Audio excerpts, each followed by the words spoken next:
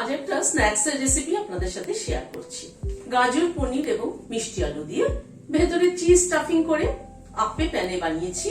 খুব কম তেলে কিন্তু আপ্পে প্যানে দারুণ টেস্টি সমস্ত খাবার হয়। চলুন তাহলে দেখে নি কি করে বানালাম। দুটো মিষ্টি আলু সেদ্ধ করে খোসাটা ছাড়িয়ে নিয়েছি। মিষ্টি আলুটাকে গ্রেট করে নিচ্ছি। মিষ্টি আলু সেদ্ধটা কিন্তু খুব নরম হয়ে গেলে ভালো হবে না, একটু টাইট সেদ্ধ হলে ভালো হয়। মিষ্টি আলুটাকে গ্রেট করে নিলাম। এখানে খানিকটা পনির নিয়েছি, এখানে প্রায় 75 গ্রাম মতো পনির আছে। পনিরটাকেও গ্রেট করে নিচ্ছি। পনিরটাকেও গ্রেট করে নিলাম। এখানে একটা গাজর গ্রেট করে রেখেছি, সেটা দিয়ে দিলাম। একটা পেঁয়াজ কুচি করে নিয়েছি, খুব মিহি করে কুচি করেছি, এটা আমি চপারে কুচিয়ে নিয়েছি। খানিকটা আদার টুকরো কুচি করে নিয়েছি, খুব মিহি করে কুচি করতে হবে এটা।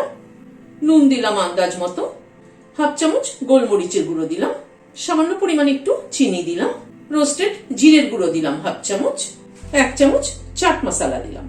2 পিস পাউরুটিকে হাত দিয়ে এরকম ছিঁড়ে ছিঁড়ে দিয়ে দিচ্ছি। সবকিছুকে একসাথে মেখে নিচ্ছি। ভালো করে মেখে নিলাম। কেউ চাইলে এখানে কাঁচা লঙ্কা কুচি দিতে পারে। এবার এই মটরটার থেকে খানিকটা করে নিয়ে নিলাম, মাঝখানে একটু গর্ত করে নিলাম। এখানে খানিকটা চিজ ছোট ছোট কিউব করে কেটে নিয়েছি, সেটা দিয়ে দিলাম। দিয়ে বন্ধ করে দিলাম। দিয়ে এরকম গোল গোল বলের মতো তৈরি করে নিচ্ছি। এইভাবে বলের মতো তৈরি করে নিচ্ছি। বলগুলোকে তৈরি করে নিলাম।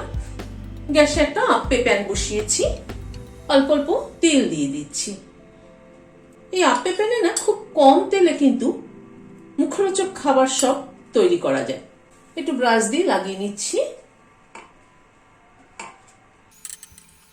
এবার একটা করে বল দিয়ে দিচ্ছি। গ্যাসের ফ্লেমটাকে মিডিয়ামে রেখে ধীরে ধীরে এটাকে ভেজে নেব। এবার উল্টে দিচ্ছি। একটু করে আবারও তেল দিয়ে দিচ্ছি।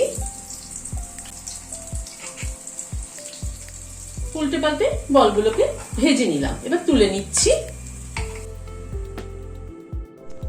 মিয়োনিজ আর টমেটো কেচাপকে মিক্স করে ওপর দিয়ে ড্রিজল করে দিচ্ছি।